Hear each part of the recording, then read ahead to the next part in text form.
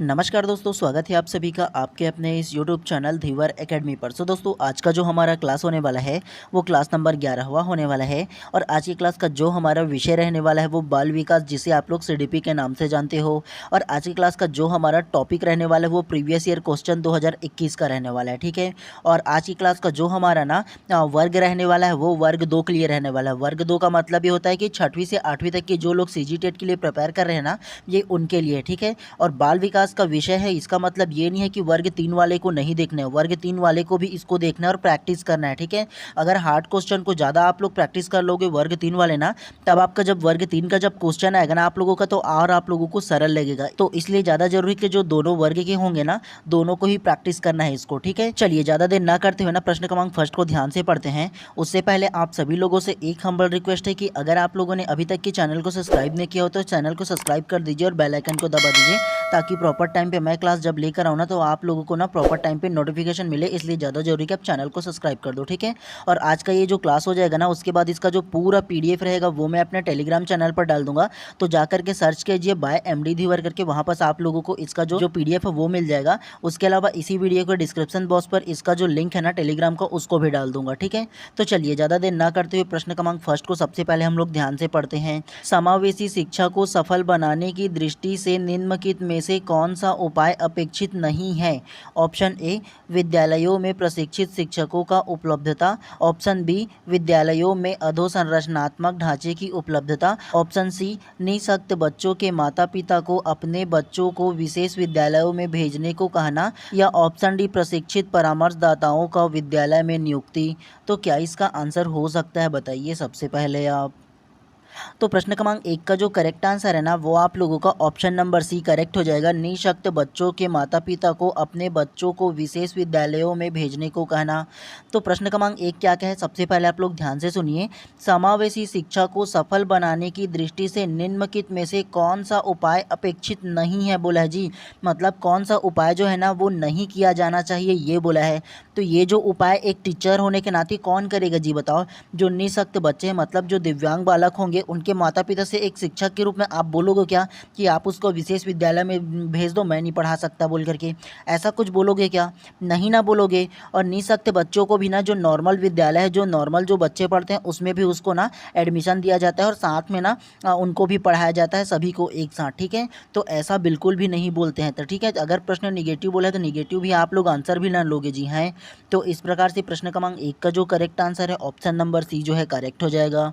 चलिए नेक्स्ट प्रश्न को इसी प्रकार से पढ़ते हुए चलते हैं। चलिए प्रश्न क्रमांक 2 को ध्यान से पढ़िए। उससे पहले एक चीज़ और जान लो आप लोगों को क्या करना है, खुद से आंसर लेने की कोशिश करना है। जितना ज़्यादा अभी प्रैक्टिस करोगे उतना ज़्यादा बेहतर होगा आपके तैयारी के लिए, ठीक है। आप लोगों के पास 3 से 4 महीना है, इसका मतलब ये बिल्कुल भी नहीं है कि आप ना आराम से पढ़ूंगा बाद में करूँगा, ऐसे बिल्कुल नहीं करना है, ठीक है। जितना से जितना ज़्यादा हो सके प्रैक्टिस करो और समझने की कोशिश करना है, आपको रटना बिल्कुल भी नहीं है, ठीक है। चलिए प्रश्न क्रमांक 2 को अब ध्यान से पढ़िए। समावेशी कक्षा में सामान्य बालकों के लिए निम्नलिखित में से कौन सा सकारात्मक पक्ष हो सकता है? ऑप्शन ए, मानसिक विकास अधिक तेजी से होता है। ऑप्शन बी, सामाजिक कौशल का विकास आसानी से होता है। ऑप्शन सी, गत्यात्मक कौशल आसानी से विकसित होता है। या ऑप्शन डी, नैतिक विकास तेजी से होता है। तो क्या इसका आंसर हो सकता है, बताइए सबसे पहले आप। तो प्रश्न क्रमांक 2 का जो करेक्ट आंसर होगा ना, वो आप लोगों का ऑप्शन नंबर बी, सामाजिक कौशल का विकास आसानी से होता है, करेक्ट हो जाएगा। कैसे? समावेशी कक्षा में सामान्य बालकों के लिए निम्नलिखित में से कौन सा सकारात्मक पक्ष हो सकता है? तो समावेशी कक्षा का मतलब ये होता है कि विभिन्न जाति वंश समुदाय के जो बालक है ना, उसको एक ही विद्यालय में, एक ही कक्षा में, एक ही शिक्षक द्वारा जो मिल करके पढ़ाया जाता है ना, तो उसे हम लोग क्या कहेंगे, समावेशी कक्षा हो कहेंगे। जिसमें सभी ना अलग अलग प्रकार के जो बालक है सबको एक साथ पढ़ाएंगे, उसको हम लोग समावेशी कक्षा कहते हैं, ठीक है। तो इस प्रकार से प्रश्न क्रमांक 2 का जो करेक्ट आंसर होगा ना, ऑप्शन नंबर बी, सामाजिक कौशल का विकास आसानी से होगा, करेक्ट हो जाएगा।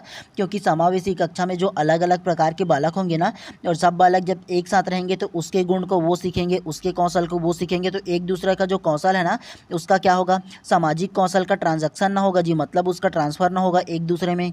तो इस प्रकार से प्रश्न क्रमांक 2 का जो करेक्ट आंसर होगा ना, ऑप्शन नंबर बी केवल करेक्ट हो जाएगा। चलिए नेक्स्ट प्रश्न को पढ़ते हुए चलते हैं इसी प्रकार से। चलिए प्रश्न क्रमांक 3 को ध्यान से पढ़िए। विद्यालय स्तर की शिक्षा में बालिकाओं और सामाजिक रूप से पिछड़े वर्ग के लिए निःशुल्क और अनिवार्य शिक्षा की नीति को लागू किया गया है। यह किस अभियान की प्रतिनिधित्व करता है? ऑप्शन ए प्रतिभा को प्रोत्साहित करना, ऑप्शन बी समता और समानता, ऑप्शन सी सुरक्षा सुनिश्चित करना या ऑप्शन डी विविध जरूरतों को पूरा करना। तो क्या इसका आंसर होगा बताइए सबसे पहले आप। तो प्रश्न क्रमांक 3 का जो करेक्ट आंसर है ना वो आप लोगों का ऑप्शन नंबर बी समता और समानता करेक्ट हो जाएगा। कैसे? विद्यालय स्तर की शिक्षा में बालिकाओं और सामाजिक रूप से पिछड़े वर्ग के लिए निःशुल्क और अनिवार्य शिक्षा नीति लागू किया गया है। यह किस अभियान की प्रतिनिधित्व करता है? तो ये समता और समानता का ही ना प्रतिनिधित्व करेगा। जी हाँ, क्योंकि आप लोगों ने देखा होगा कि निःशुल्क और अनिवार्य जो शिक्षा है ना वो भारतीय संविधान के अनुच्छेद 21 है। कौन सा? तो भारतीय संविधान के अनुच्छेद 21A में ना अनिवार्य और निःशुल्क शिक्षा के लिए कहा गया है, जिसके अंतर्गत ना 6 से लेकर के 14 वर्ष के जितने भी बालक हैं ना तमाम आयु के बालकों को निःशुल्क और अनिवार्य शिक्षा देने का प्रावधान किया गया है भारतीय संविधान के अनुच्छेद 21A में। ठीक है, तो इस प्रकार से प्रश्न क्रमांक 3 का जो करेक्ट आंसर होगा ना ऑप्शन नंबर बी हो जाएगा। समता और समानता का जो अभियान है ना उसका प्रतिनिधित्व करता है। ठीक है, क्योंकि अगर ना निःशुल्क और अनिवार्य शिक्षा दिया जाएगा ना तो गरीब के बच्चे, अमीर के बच्चे, सारे जो बच्चे हैं ना वो एक साथ एक ही स्कूल में एक ही कक्षा में समान रूप से शिक्षा को ग्रहण कर पाएगा। ठीक है, किसी भी प्रकार के भेदभाव नहीं किया जाएगा। तो इस प्रकार से प्रश्न क्रमांक 3 का जो करेक्ट आंसर है ऑप्शन नंबर बी जो है करेक्ट हो जाएगा। और जो डाटा मैंने बताया था ना उसको आप लोगों को नोट करके रखना है। ठीक है, चलिए प्रश्न क्रमांक 4 को ध्यान से पढ़िए। एक विशेष आवश्यकता वाली भाषा कक्ष आदर्श है। ऑप्शन ए विशेष रूप से सुसज्जित, ऑप्शन बी अलग से स्थित, ऑप्शन सी सभी प्रकार के शिक्षार्थियों को एकीकृत करना या ऑप्शन डी नियमित शिक्षकों की मदद के लिए अतिरिक्त शिक्षक है। तो क्या इसका आंसर होगा बताइए सबसे पहले आप। तो प्रश्न क्रमांक 4 का जो करेक्ट आंसर है ना वो आप लोगों का ऑप्शन नंबर है विशेष रूप से सुसज्जित करेक्ट हो जाएगा। कैसे? एक विशेष आवश्यकता वाली भाषा कक्षा आदर्श है। तो एक विशेष आवश्यकता वाली जो भाषा कक्षा का जो आदर्श है ना वो विशेष रूप से सुसज्जित हो जाएगा। कैसे? तो एक विशेष आवश्यकता बोला है, इसका मतलब ये होता है कि जितने प्रकार के जो दिव्यांग जो बालक होते हैं ना सारे बालक को विशेष आवश्यकता वाली जो कक्षा है उसमें भेजा जाता है और उस कक्षा में और उस विद्यालय में ना विशेष उपकरणों के माध्यम से विशेष जो सुसज्जित जो विद्यालय है ना जो उसको पढ़ाई के लिए और आगे बढ़ा सके उसकी पढ़ाई को सरलतम तरीके से, तो वैसे विद्यालय में ना वो जो बालक है वो पढ़ते हैं और वैसे विद्यालय को क्या कहेंगे? विशेष रूप से सुसज्जित जो विद्यालय है वो कह सकते हैं, क्योंकि उसके विशेष ना पढ़ाई के लिए विभिन्न प्रकार के उपकरणों के माध्यम से उसको अब विशेष आवश्यकता के लिए विशेष शिक्षा दिया जाता है। ठीक है, तो इस प्रकार से प्रश्न क्रमांक 4 का जो करेक्ट आंसर होगा ना ऑप्शन नंबर ए जो है करेक्ट हो जाएगा। चलिए नेक्स्ट को पढ़ते हुए चलते हैं। चलिए प्रश्न क्रमांक 5 को ध्यान से पढ़िए। सूक्ष्म शिक्षण के भारतीय मॉडल में लगने वाली कुल समय है। Option A 30 minute, option B 40 minute, option C 36 minute या ऑप्शन डी 45 मिनट। तो क्या इसका आंसर होगा बताइए सबसे पहले आप। तो प्रश्न क्रमांक 5 का जो करेक्ट आंसर है ना वो आप लोगों का option number C 36 minute correct हो जाएगा। कैसे? सूक्ष्म शिक्षण के भारतीय मॉडल में लगने वाले कुल समय है। तो सूक्ष्म शिक्षण के जो भारतीय मॉडल है ना उसमें टोटल 36 मिनट लगता है, ये आप लोगों को याद रखना है। और ये सूक्ष्म शिक्षण के भारतीय मॉडल क्या है इसके बारे में थोड़ा सा बताओ ना।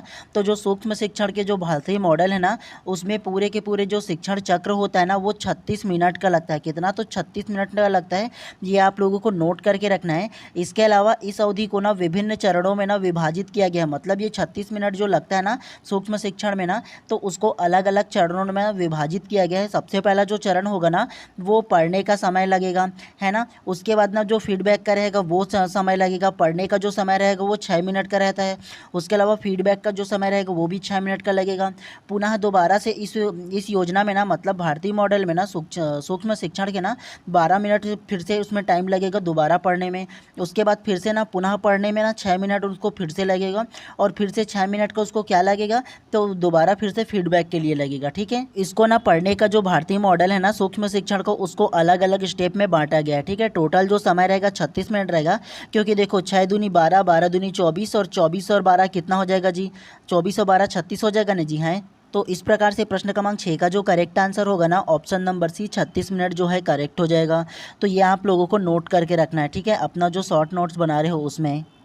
चलिए प्रश्न क्रमांक 6 को ध्यान से पढ़िए। यदि शिक्षक को कक्षा में कोई समस्यात्मक बच्चा मिल जाए तो उसे क्या करना चाहिए? ऑप्शन ए, बच्चे को तुरंत घर भेज देना चाहिए। ऑप्शन बी, बच्चे की तरफ ध्यान नहीं देना चाहिए। ऑप्शन सी, बच्चे को दंडित किया जाना चाहिए। या ऑप्शन डी, बच्चे को परामर्श प्रदान किया जाना चाहिए। तो क्या इसका आंसर होगा बताइए सबसे पहले आप।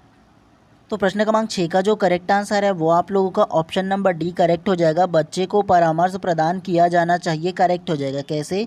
यदि शिक्षक को कक्षा में कोई समस्यात्मक बच्चा मिल जाए तो उसे क्या करना चाहिए? तो एक जो समस्यात्मक बच्चा जो मिलेगा एक शिक्षक के रूप में, तो आप उसे परामर्श ही ना दोगे, जी हाँ, कि किस प्रकार से तुम्हारी समस्या बता बोल करके समस्या को सुनने के बाद आप एक शिक्षक के रूप में उसका समाधान प्रस्तुत करोगे और उसे परामर्श प्रदान करोगे। तो प्रश्न अगर पॉजिटिव बोले है तो पॉजिटिव आंसर ही ना लोगे, जी हाँ।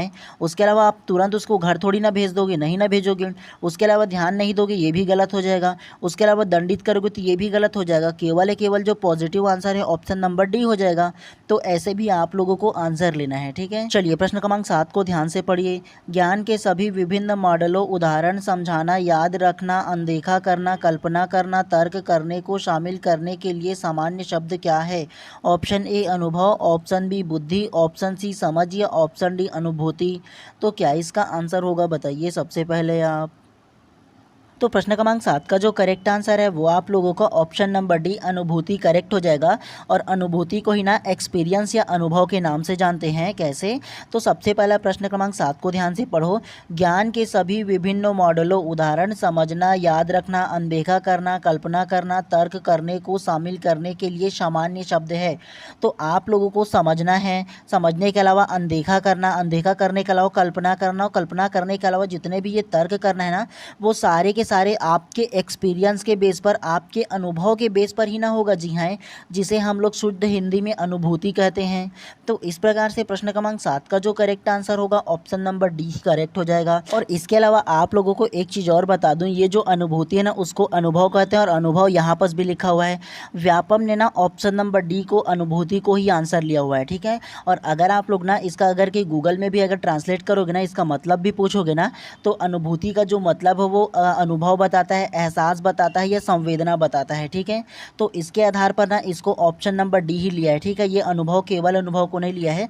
अनुभूति का ना 2-3 मतलब होता है, इसके वजह से इसको लिया गया है, ठीक है। क्योंकि इसका मतलब क्या होता है, अनुभव भी होता है, एहसास करना भी होता है और संवेदना भी होता है, प्रत्यक्ष ज्ञान भी होता है, ठीक है। तो इन सारी चीज़ों के वजह से ना इसको लिया गया है, ये आप लोगों को याद रखना है, ठीक है। चलिए नेक्स्ट को पढ़ते हुए चलते हैं इसी प्रकार से। चलिए प्रश्न क्रमांक 8 को ध्यान से पढ़िए।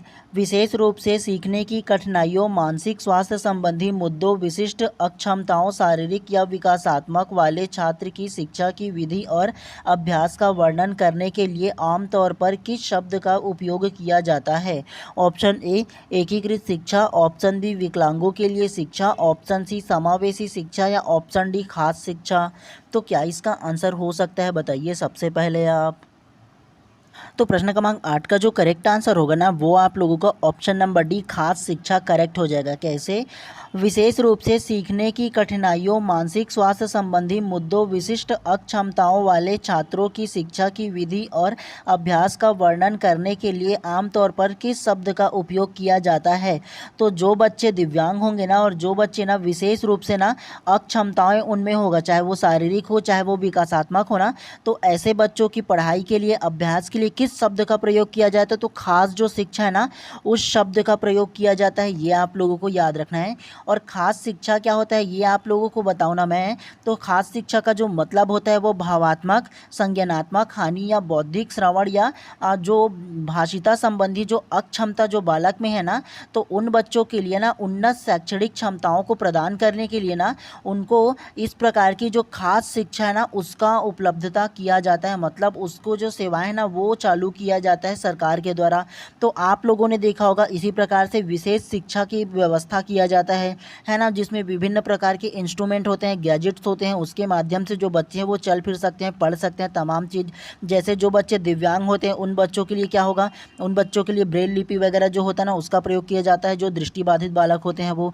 तो इसी प्रकार से अलग अलग इंस्ट्रूमेंट के माध्यम से ना बच्चों को खास शिक्षा दिया जाता है जो अक्षमता वाले छात्र होते हैं उनके लिए, ठीक है। तो इस प्रकार से प्रश्न क्रमांक 8 का जो करेक्ट आंसर होगा ना ऑप्शन नंबर डी जो है करेक्ट हो जाएगा। चलिए नेक्स्ट को पढ़ते हुए चलते हैं। चलिए प्रश्न क्रमांक 9 को ध्यान से पढ़िए। निम्नलिखित में से किसे संज्ञान का कारक नहीं माना जाता है? ऑप्शन ए क्रोध, ऑप्शन बी भूख, ऑप्शन सी स्थान छोड़ना या ऑप्शन डी डर। तो क्या इसका आंसर होगा बताइए सबसे पहले आप। तो प्रश्न क्रमांक 9 का जो करेक्ट आंसर है ना वो आप लोगों का ऑप्शन नंबर सी स्थान छोड़ना करेक्ट हो जाएगा। कैसे? निम्नलिखित में से किसे संज्ञान का कारक नहीं माना जाता? तो संज्ञान का जो कारक नहीं माना जाता ना वो स्थान छोड़ना जो है ना वो संज्ञान का कारक नहीं माना जाता। उसके अलावा क्रोध, भूख और डर जो है ना वो संज्ञान के कारक है, ये आप लोगों को याद रखना है, ठीक है। और संज्ञान क्या होता है इसके बारे में अगर आप लोगों को थोड़ा सा सरल तरीके से समझाऊँ ना तो संज्ञान का जो मतलब होता है वो समझ प्राप्त करने वाली सभी मानसिक क्रियाएं ना जो इससे संबंधित होता है ना उन तमाम चीज़ों को क्या बोलेंगे? संज्ञान बोलेंगे, जिसके अंतर्गत सोचना, याद रखना, सीखना, निर्णय लेना और भाषा का उपयोग करना, इन तमाम जो चीज़ है ना वो संज्ञान के अंतर्गत आता है, ठीक है। लेकिन स्थान छोड़ना वो संज्ञान के अंतर्गत नहीं आता है। तो इस प्रकार से प्रश्न क्रमांक 9 का जो करेक्ट आंसर होगा ऑप्शन नंबर सी जो है करेक्ट हो जाएगा। चलिए नेक्स्ट को इसी प्रकार से पढ़ते हुए चलते हैं, तो आप लोग ध्यान से पढ़िएगा, ठीक है। चलिए प्रश्न क्रमांक 10 को ध्यान से पढ़िए। निम्नलिखित में से कौन सी पद्धति निम्न दृष्टि बालकों की पहचान करने की पद्धति नहीं है? ऑप्शन ए कार्य निष्पादन परीक्षण, ऑप्शन बी कक्षा प्रेक्षण, ऑप्शन सी नेत्र जांच या ऑप्शन डी उपरोक्त में से कोई नहीं। तो क्या इसका आंसर हो सकता है बताइए सबसे पहले आप। तो प्रश्न क्रमांक 10 का जो करेक्ट आंसर है ना वो आप लोगों का ऑप्शन नंबर ए करेक्ट हो जाएगा, कार्य निष्पादन परीक्षण करेक्ट हो जाएगा। कैसे? निम्नलिखित में से कौन सी पद्धति निम्न दृष्टि बालकों की पहचान करने की पद्धति नहीं है? तो निम्न जो दृष्टि बालक मतलब जिन बालकों को कम दिखता है या बिल्कुल भी दिव्यांग वो बालक है ना, मतलब जो सामने से दृष्टिहीन बालक है ना, तो उनकी परीक्षण कौन सी जो है वो पहचान नहीं करता है। तो कार्य निष्पादन जो परीक्षण है ना वो बालकों की पहचान नहीं करता है, ठीक है। तो इस प्रकार से प्रश्न क्रमांक 10 का जो करेक्ट आंसर होगा ना ऑप्शन नंबर ए जो है करेक्ट हो जाएगा। नेत्र की जांच करना, ये जो दृष्टिहीन बालक है उसकी पहचान कर देगा, कक्षा प्रेक्षण भी कर देगा, है ना। केवल जो नहीं है वो ऑप्शन नंबर ए करेक्ट हो जाएगा, ठीक है। चलिए नेक्स्ट प्रश्न को इसी प्रकार से पढ़ते हुए चलते हैं। चलिए प्रश्न क्रमांक 11 को ध्यान से पढ़िए। विशेष आवश्यकता वाले बच्चों की शिक्षा प्रदान की जाए। ऑप्शन ए अन्य सामान्य बच्चों के साथ, ऑप्शन बी विशेष विद्यालयों में विशेष बच्चों के लिए विकसित विधियों द्वारा, ऑप्शन सी विशेष विद्यालय में या ऑप्शन डी विशेष विद्यालयों में विशेष शिक्षकों द्वारा। तो क्या इसका आंसर हो सकता है बताइए सबसे पहले आप। तो प्रश्न क्रमांक 11 का जो करेक्ट आंसर होगा ना वो आप लोगों का ऑप्शन नंबर ए करेक्ट हो जाएगा, अन्य सामान्य बच्चों के साथ करेक्ट हो जाएगा। कैसे? विशेष आवश्यकता वाले बच्चों की शिक्षा प्रदान की जाए। तो विशेष आवश्यकता वाले जो बच्चे हैं ना मतलब जिनमें ना दिव्यांगतापन होगा ना थोड़ा बहुत ना, तो ऐसे बच्चों को क्या किया जाएगा? जो नॉर्मल जो बच्चे हैं ना, मतलब एक ही स्कूल में जो नॉर्मल बच्चे पढ़ते हैं ना, तो उसी स्कूल में ना नॉर्मल बच्चों के साथ ना ये जो विशेष आवश्यकता वाली जो बच्चे हैं ना उसको भी एक समान एक साथ उसको भी शिक्षा प्रदान किया जाए, ताकि ये जो दिव्यांग बालक है ना उसको कभी महसूस ही ना हो कि वो जो बालक है वो दिव्यांग ही है, वो उसमें किसी प्रकार की ना जो कमियां हैं वो महसूस ना हो। तो इसीलिए ना जो विशेष आवश्यकता वाले जो बच्चे होते हैं ना तो उसको सामान्य कक्षाओं में ना बच्चों के साथ पढ़ने के लिए उसको भी दिया जाता है, ताकि ना दोनों में ना समानता बनी रहे और अपने आप में कभी हीन वाली जो भावना है ना वो दिव्यांग बच्चों में कभी ना आ पाए। तो इस प्रकार से प्रश्न क्रमांक 11 का जो करेक्ट आंसर है ऑप्शन नंबर ए जो है करेक्ट हो जाएगा। चलिए नेक्स्ट प्रश्न को पढ़ते हुए चलते हैं इसी पर। चलिए प्रश्न क्रमांक 12 को ध्यान से पढ़िए। निम्न में किस कौशल में पूर्व ज्ञान की परीक्षा आती है? ऑप्शन ए प्रदर्शन का कौशल, ऑप्शन बी परिचय का कौशल, ऑप्शन सी उद्दीपन परिवर्तन का कौशल या ऑप्शन डी समापन का कौशल। तो क्या इसका आंसर होगा बताइए सबसे पहले आप। तो प्रश्न क्रमांक 12 का जो करेक्ट आंसर है ना वो आप लोगों का ऑप्शन नंबर बी परिचय का कौशल करेक्ट हो जाएगा। कैसे? निम्न में से किस कौशल में पूर्व ज्ञान की परीक्षा आती है? तो पूर्व ज्ञान की परीक्षा बोला है जी, किस कौशल की पूर्व ज्ञान की परीक्षा आती है? तो परिचय कौशल ही ना हो जाएगा। जी हाँ, अगर आप अपना परिचय दोगे तो परिचय से पहले क्या करोगे? आप अपने आप को जानोगे, पहचानोगे, पूर्व ज्ञान का अवलोकन करोगे कि मैं किस किस प्रकार से कैसे कैसे स्टेप बाय स्टेप जो अपना परिचय है वो दे सकता हूँ और उसकी परीक्षण मैं करूँगा और बाद में किसी को ना अपना जो परिचय है वो दे पाऊँगा। तो सबसे पहला मैं अगर कि आपका इंटरव्यू लूँगा, है ना, आपका परिचय लूँगा, तो आप सबसे पहले क्या करोगे? करने से पहले आप अभ्यास करोगे ना। जी हाँ, मतलब परीक्षा लोगे, परीक्षा से पहले पूर्व ज्ञान की परीक्षण करोगे। तो इस प्रकार से प्रश्न क्रमांक 12 का जो करेक्ट आंसर होगा ऑप्शन नंबर बी जो है करेक्ट हो जाएगा। चलिए नेक्स्ट को पढ़ते हुए चलते हैं इसी प्रकार से। चलिए प्रश्न क्रमांक 13 को ध्यान से पढ़िए। निम्नलिखित में से कौन सा बालक के विकास को प्रभाव डालता है? ऑप्शन ए समाज, ऑप्शन बी परिवार, ऑप्शन सी विद्यालय या ऑप्शन डी इनमें से सभी। तो क्या इसका आंसर हो सकता है, बताइए सबसे पहले आप। तो प्रश्न क्रमांक 13 का जो करेक्ट आंसर है ना, वो आप लोगों का ऑप्शन नंबर डी इनमें से सभी करेक्ट हो जाएगा। कैसे? निम्नलिखित में से कौन सा बालक के विकास पर प्रभाव डालता है? तो एक जो बालक के विकास पर जो प्रभाव डालता है वो समाज भी डालता है, परिवार भी डालता है और विद्यालय भी डालता है। ठीक है, तो इस प्रकार से प्रश्न क्रमांक 13 का जो करेक्ट आंसर है ऑप्शन नंबर डी जो है करेक्ट हो जाएगा। चलिए नेक्स्ट को पढ़ते हुए चलते हैं इसी प्रकार से। चलिए प्रश्न क्रमांक 14 को ध्यान से पढ़िए। शारीरिक विकास का संबंध नहीं होता है। ऑप्शन ए शरीर के भार से, ऑप्शन बी बुद्धि से, ऑप्शन सी कंकाल तंत्र से या ऑप्शन डी मांसपेशियों की वृद्धि से। तो क्या इसका आंसर होगा, बताइए सबसे पहले आप। तो प्रश्न क्रमांक 14 का जो करेक्ट आंसर है ना, वो आप लोगों का ऑप्शन नंबर बी बुद्धि से करेक्ट हो जाएगा। कैसे? शारीरिक विकास का संबंध नहीं होता है। तो शारीरिक जो विकास होता है आपका ना, तो उसका जो शारीरिक विकास है उसका जो संबंध नहीं है वो ऑप्शन नंबर बी बुद्धि से नहीं होगा जी। कैसे? आपके शरीर का जब विकास होता है तो आपका हाइट बढ़ता है, आपकी जो लंबाई वगैरह जो आपका वेट है वो बढ़ेगा, लेकिन जो शारीरिक विकास में जो संबंध नहीं होगा वो बुद्धि से, आपका जो मेच्योरिटी लेवल है, सोचने समझने की जो क्षमता है ना, वो आपके शारीरिक विकास से किसी भी प्रकार से संबंध नहीं रखता है। और ये जो बुद्धि है ना, वो मानसिक विकास है जी, मैच्योरिटी डेवलपमेंट के अंतर्गत आता है। ठीक है, दोनों में बहुत अंतर है, आप लोगों को समझना है। ठीक है, तो इस प्रकार से प्रश्न क्रमांक 14 का जो करेक्ट आंसर है ऑप्शन नंबर बी जो है बुद्धि करेक्ट हो जाएगा। चलिए नेक्स्ट को पढ़ते हुए चलते हैं इसी प्रकार से। चलिए प्रश्न क्रमांक 15 को ध्यान से पढ़िए। वह कौन सी वस्तु है जो व्यक्ति के जीन्स के अतिरिक्त प्रत्येक वस्तु को प्रभावित करती है? ऑप्शन ए मूल प्रवृत्ति, ऑप्शन बी वंशानुक्रम, ऑप्शन सी वातावरण या ऑप्शन डी उपरोक्त सभी। तो क्या इसका आंसर हो सकता है, बताइए सबसे पहले आप। तो प्रश्न क्रमांक 15 का जो करेक्ट आंसर है ना, वो आप लोगों का ऑप्शन नंबर सी वातावरण करेक्ट हो जाएगा। कैसे? वह कौन सी वस्तु है जो व्यक्ति के जीन्स के अतिरिक्त प्रत्येक वस्तुओं को प्रभावित करता है? तो वातावरण ही ना करेक्ट हो जाएगा। जी हाँ, वातावरण एकमात्र ऐसा कारक है जो व्यक्ति के ना सारे पक्षों को प्रभावित करता है, इफेक्ट डालता है, केवल उसके जो जीन होते हैं उसको छोड़कर। जीन का जो मतलब होता है ना, वो उसका हो जाता है कि जो उनके पिताजी, माताजी और उसके जो ना दादाजी से मिलते आए हुए उनके जो जीन है ना, तो वो जीन कहलाता है। ये आप लोगों को याद रखना है इसके बारे में। और वातावरण एकमात्र वो कारक है जो मूल सभी जो चीज़ें हैं ना, मतलब सभी जो पक्ष है उसको प्रभावित करता है। तो इस प्रकार से प्रश्न क्रमांक 15 का जो करेक्ट आंसर है वातावरण जो है करेक्ट हो जाएगा। चलिए नेक्स्ट को पढ़ते हुए चलते हैं। चलिए प्रश्न क्रमांक 16 को ध्यान से पढ़िए। प्रतिभाशाली छात्र है। ऑप्शन ए उसकी ज़रूरतों के प्रति मुखर नहीं, ऑप्शन बी अपने निर्णय में स्वतंत्र, ऑप्शन सी शिक्षकों से स्वतंत्र या ऑप्शन डी अंतर्मुखी स्वभाव। तो क्या इसका आंसर हो सकता है, बताइए सबसे पहले आप। तो प्रश्न क्रमांक 16 का जो करेक्ट आंसर है ना, वो आप लोगों का ऑप्शन नंबर बी करेक्ट हो जाएगा। अपने निर्णय में स्वतंत्र करेक्ट हो जाएगा। कैसे? प्रतिभाशाली छात्र है, तो एक जो प्रतिभाशाली जो छात्र होगा वो अपने निर्णय में स्वतंत्र होगा, वही ना प्रतिभाशाली जो छात्र है वो कहलाएगा। जी हैं, आप एक बच्चे को थोड़ा सा फ्रीडम दे दो और फ्रीडम दोगे तो वो अपने जो सोच है समझ के आधार पर खुद निर्णय लेना सीखेगा ना। और जब खुद निर्णय से लेना सीखेगा तो बहुत अच्छे से उसका जो मैच्योरिटी है वो डेवलप होगा, उसका जो विकास है, उसका जो कौशल है वो विकास हो पाएगा। तो इस प्रकार से वो प्रतिभाशाली जो छात्र है वो बन पाएगा। तो इस प्रकार से प्रश्न क्रमांक 16 का जो करेक्ट आंसर है ऑप्शन नंबर बी जो है करेक्ट हो जाएगा। चलिए प्रश्न क्रमांक 17 को ध्यान से पढ़िए। शालेय आधारित सतत और व्यापक मूल्यांकन छात्रों के लिए उपयोगी है। ऑप्शन ए तनाव कम करने के लिए, ऑप्शन बी मूल्यांकन को नियमित करने के लिए, ऑप्शन सी अपने कार्य को जांचने के लिए या ऑप्शन डी उपरोक्त सभी। तो क्या इसका आंसर हो सकता है, बताइए सबसे पहले आप। तो प्रश्न क्रमांक 17 का जो करेक्ट आंसर है ना, वो आप लोगों का ऑप्शन नंबर डी उपरोक्त सभी करेक्ट हो जाएगा। कैसे? शालेय आधारित सतत और व्यापक मूल्यांकन छात्रों के लिए उपयोगी है।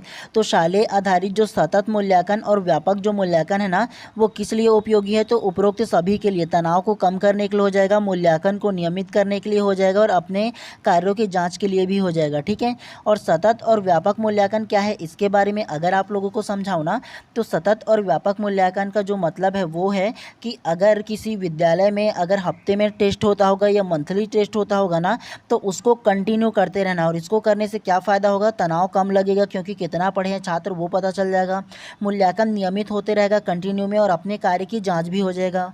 तो इस प्रकार से प्रश्न क्रमांक 17 का जो करेक्ट आंसर है ऑप्शन नंबर डी जो है करेक्ट हो जाएगा। चलिए नेक्स्ट को पढ़ते हुए चलते हैं इसी प्रकार से। चलिए प्रश्न क्रमांक 18 को ध्यान से पढ़िए। CCE प्रकार के मूल्यांकन का उद्देश्य है। ऑप्शन ए, अधिगम अध्ययन सामग्री को आसानी से याद करने में मदद करे। ऑप्शन बी, अधिक अध्ययन सामग्री को जल्दी से याद करने में मदद करे। या ऑप्शन सी, याद रखने के कौशल विकसित करने में मदद करे। या ऑप्शन डी, उपरोक्त में से कोई नहीं। तो क्या इसका आंसर हो सकता है, बताइए सबसे पहले आप। तो प्रश्न क्रमांक 18 का जो करेक्ट आंसर है ना, वो आप लोगों का ऑप्शन नंबर डी, उपरोक्त सभी करेक्ट हो जाएगा। कैसे? CCE प्रकार के मूल्यांकन का उद्देश्य है। तो अगर मैं आप लोगों को CCE प्रकार का जो मूल्यांकन है वो क्या है ये बताऊँ ना, तो CCE जो है ना उसका जो फुल फॉर्म है वो कंटिन्यूअस कॉम्प्रीहेंसिव इवोल्यूशन है। क्या? तो कंटिन्यूअस एंड कॉम्प्रीहेंसिव इवोल्यूशन जो है ना वो CCE का फुल फॉर्म है, ठीक है। और इसका जो उद्देश्य है वो अगर मैं आप लोगों को बताऊँ ना, तो इसका जो उद्देश्य है वो पूरे शैक्षणिक वर्ष मतलब पूरे साल भर ना छात्रों के विकास पर लगातार ध्यान देना हो जाएगा। उसके अलावा छात्रों में सीखने के प्रति जो सकारात्मक दृष्टिकोण है ना उसको बढ़ावा देना हो जाएगा। और उसके अलावा ना तनाव मुक्त और समावेशी जो शिक्षण वातावरण है ना उसको बनाए रखना CCE है ना, ई का जो मूल्यांकन है ना उसका उद्देश्य हो जाएगा, ठीक है। कंटिन्यूअस एंड कॉम्प्रीहेंसिव जो इवोल्यूशन है ना वो इसका फुल फॉर्म हो जाएगा। इनको आप लोगों को याद रखना है, ठीक है। तो इस प्रकार से प्रश्न क्रमांक 18 का जो करेक्ट आंसर है ऑप्शन नंबर डी, उपरोक्त में से कोई नहीं ही करेक्ट होगा। क्योंकि अगर प्रश्न को देखोगे ना तो इसमें सब के सब में ना रटने को जोड़ दिया है। सबसे पहला ऑप्शन ए को देखो, अधिक अध्ययन सामग्री को आसानी से याद करना। देखो याद करने वाला रटने को बढ़ावा देता है ना। इसमें भी देखो ऑप्शन बी को, इसमें भी जल्दी से याद करना वाली बात बोला है, ये भी रटने को बढ़ावा देता है। तीसरा को देखो, याद रखने की कौशल विकसित करने में मदद करना। मतलब तीनों के तीनों देखोगे ना तो याद करना मतलब रटने को बढ़ावा दे रहा है, ठीक है। तो इसीलिए उपरोक्त में से कोई नहीं ही करेक्ट होगा जी। मैं आप लोगों को एजुकेशन सिस्टम हमारा जो है ना अभी का ना वो रटने पर याद जोर बिल्कुल नहीं देता। रटना मतलब जोर देना, याद करना ही क्या होता है बताओ। किसी चीज़ को आप याद कैसे करोगे, रट कर ही ना याद करोगे। यहाँ समझने पर, यहाँ अगर कि लिखा होता ना अगर कि समझने पर जोर देना तो वो करेक्ट होता, लेकिन यहाँ रटने रटने रटने बोला है ना मतलब याद करना। तो याद करना मतलब रटना का प्रोसेस होता है, ठीक है। चलिए प्रश्न क्रमांक 19 को आप ध्यान से पढ़िए। शिक्षक को कक्षा का वातावरण खालिस्तान बनाने की कोशिश करना चाहिए। ऑप्शन ए, सहायता देने वाला। ऑप्शन बी, प्रजातांत्रिक। ऑप्शन सी, मित्रवत। या ऑप्शन डी, उपरोक्त सभी। तो क्या इसका आंसर हो सकता है, बताइए सबसे पहले आप। तो प्रश्न क्रमांक 20 का जो करेक्ट आंसर है ना वो आप लोगों का ऑप्शन नंबर डी, उपरोक्त सभी करेक्ट हो जाएगा। कैसे? शिक्षक को कक्षा का वातावरण खालिस्तान बनाने की कोशिश करना चाहिए। तो शिक्षक को जो वातावरण है ना कक्षा का ना वो सहायता देने वाला बनाना चाहिए, प्रजातांत्रिक भी बनाना चाहिए और मित्रवत भी बनाना चाहिए, ठीक है। तो इस प्रकार से प्रश्न क्रमांक 19 का जो करेक्ट आंसर है ऑप्शन नंबर डी जो है करेक्ट हो जाएगा। चलिए प्रश्न क्रमांक 20 को ध्यान से पढ़िए। बच्चों में सबसे अधिक कौन सा स्वभाव पाया जाता है? ऑप्शन ए, खेलने का। ऑप्शन बी, अनुकरण करने का। ऑप्शन सी, अध्ययन करने का। या ऑप्शन डी, झगड़ा करने का। तो क्या इसका आंसर होगा, बताइए सबसे पहले आप। तो प्रश्न क्रमांक 20 का जो करेक्ट आंसर है ना वो आप लोगों का ऑप्शन नंबर बी, अनुकरण करने का करेक्ट हो जाएगा। कैसे? बच्चों में सबसे अधिक कौन सा स्वभाव पाया जाता है? तो बच्चों में ना जो सबसे अधिक जो स्वभाव जो आदतें पाया जाता है ना वो अनुकरण करने का पाया जाता है। मतलब किसी भी चीज़ का वो देख करके नकल करने का स्वभाव पाया जाता है। अपने मम्मी पापा को देखेगा तो वो अपने मम्मी पापा को देख करके उसका नकल करता है, और एक पुतला वगैरह को पकड़ लेता है और वो खुद माँ बन जाती है और अपने बच्चे को जैसे पुतला को कुछ भी करती रहती है, आप लोग को पता होगा है ना। तो आप लोगों ने ना बच्चों को नकल करते सबसे ज़्यादा देखा होगा, है ना। तो इस प्रकार से प्रश्न क्रमांक 20 का जो करेक्ट आंसर है ऑप्शन नंबर बी जो है करेक्ट हो जाएगा।